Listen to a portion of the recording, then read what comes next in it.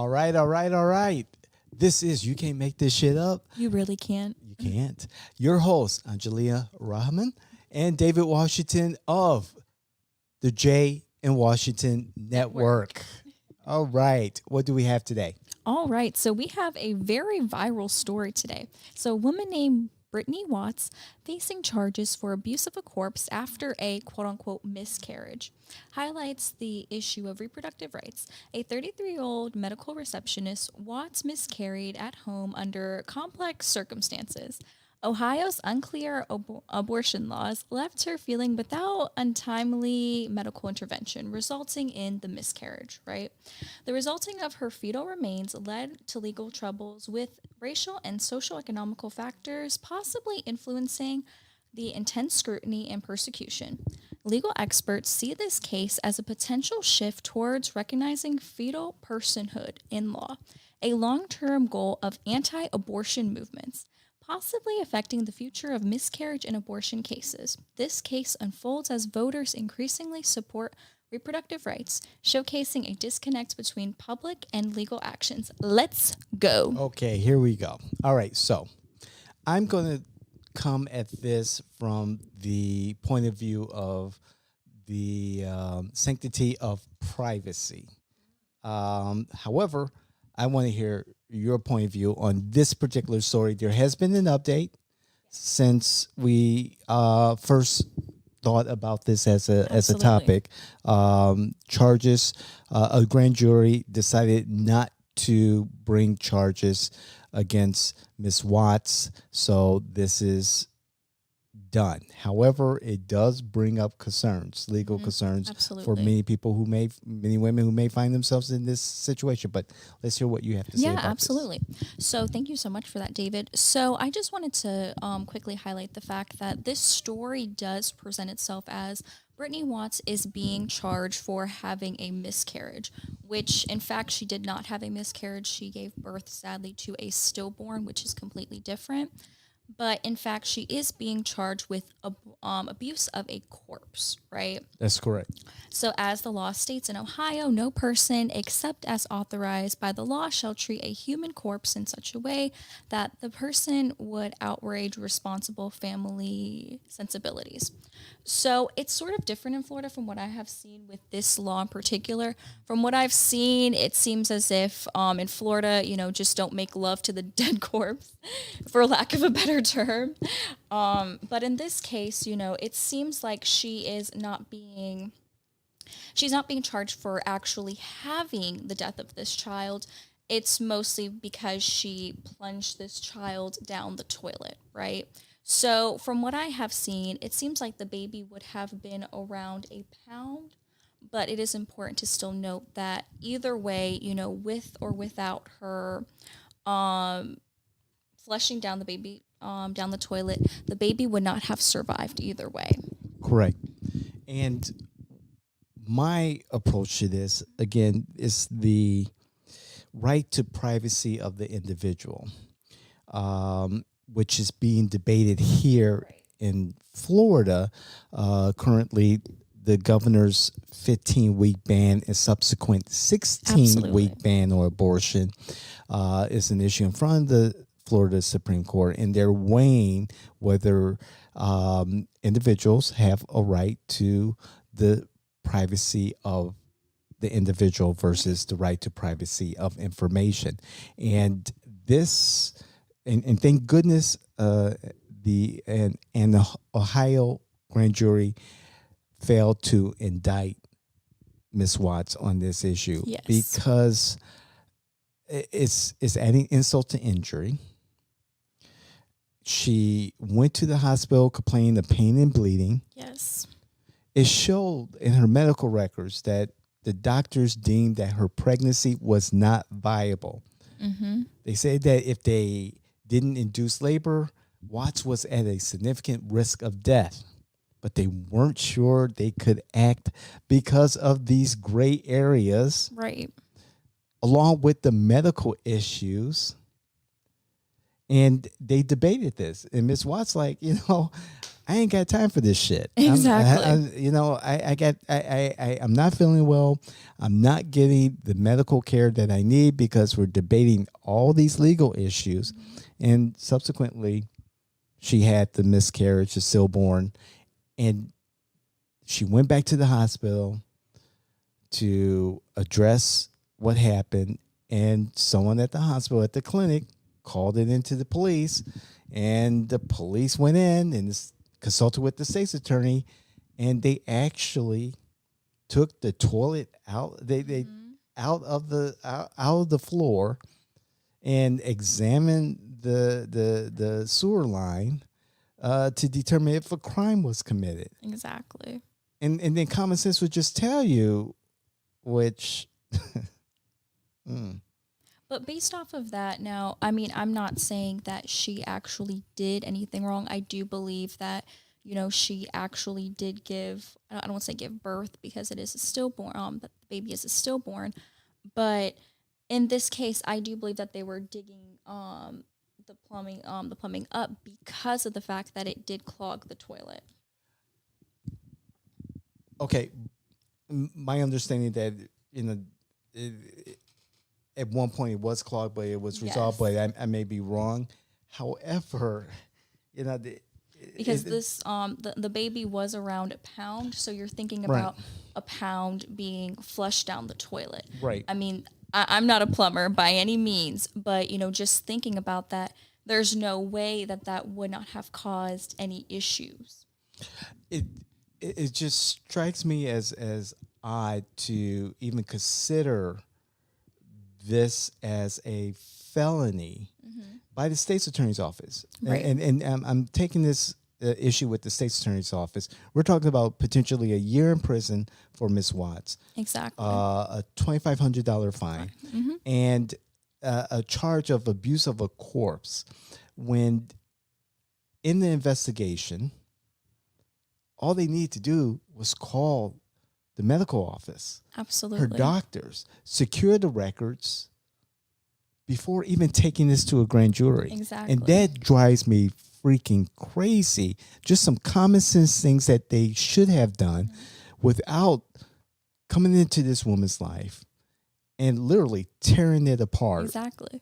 Literally terrorizing her. I mean, can you imagine, and this is the most important part, is that this young woman went through a very traumatic event. Correct. I mean, she gave birth to a stillborn. I mean, I can't imagine, of course, I've never been in that situation, being in that situation and just not knowing what to do.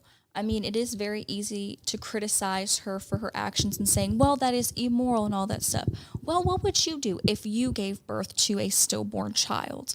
I don't know what I would do. I can't say that I wouldn't do the same in a way because you panic, oh my goodness. And then, she happened to flush this baby down. Of course, it sounds awful whenever you say it out loud, but in the moment, I mean, your adrenaline is high. Of course, you're gonna do something like that, right? Something that doesn't make sense. I think what's really important to really note over here is what was going on at the hospital. Especially since she went there and she was bleeding, she had heavy blood clots.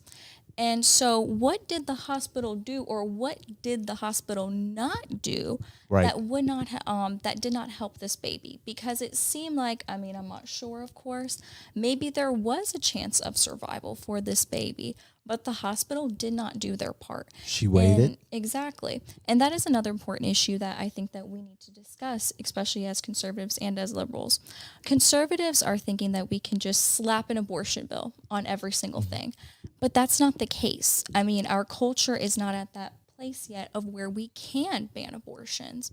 Instead, we need to take care of the internal issues, such as the adoption process. I mean, you look at this case in particular, you see that there is obviously something wrong with Ohio's medical team and that there's something wrong with their prenatal care. I think with the laws regarding women's health care and their right to their health care and decision making in their health care, we're finding lawyers and grand juries and judges making those decisions instead of the patient, her family, and her doctor. And it's unfortunate that Miss Watts and who knows how many other women in this similar situation go to the hospital seeking care. Right, exactly. And waiting while this debate goes on and not finding the solution or the results that they need to get the health care that they need. This is a personal matter, and I go back to the issue of the privacy of the individual. This is something that shouldn't be left to a grand jury or to a state's attorney to make a decision to interrupt the person's life. Absolutely. To, take out the toilet in their bathroom to determine if there was an abuse of a corpse. For goodness sakes, call the doctor's office, get the medical records. Exactly. And I don't think this is going to be the end of a story like this. And to have, again, institutions that really have no business involved in a decision like this, making decisions to threaten, the prosecution. Where is America going? And this is a sad circumstance. Exactly. I'm glad the grand jury did not bring back charges against Ms. Watts. Absolutely. They did not indict her. So kudos to the Ohio grand jury who heard this case. And David, you make a really good point in that, and that reminds me, you think about the fact that Miss Watts clearly was not trying to have an abortion. Of course, abortion is outlawed in Ohio, but it was so clear that she was not intending on having an abortion for this baby. And so the fact that we are penalizing her for an unfortunate situation, an unfortunate tragedy that happened.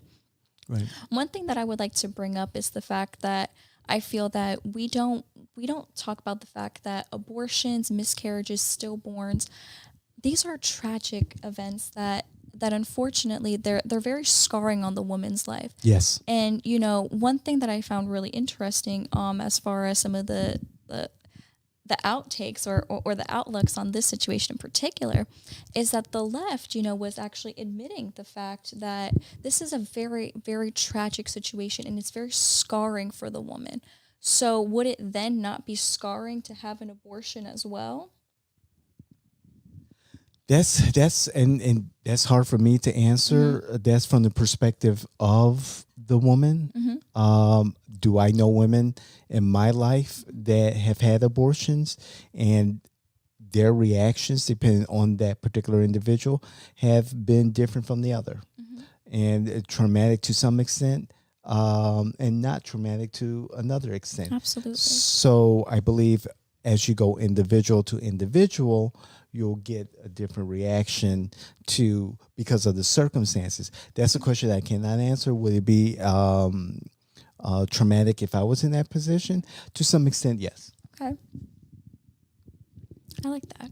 So what is your final thought on this issue?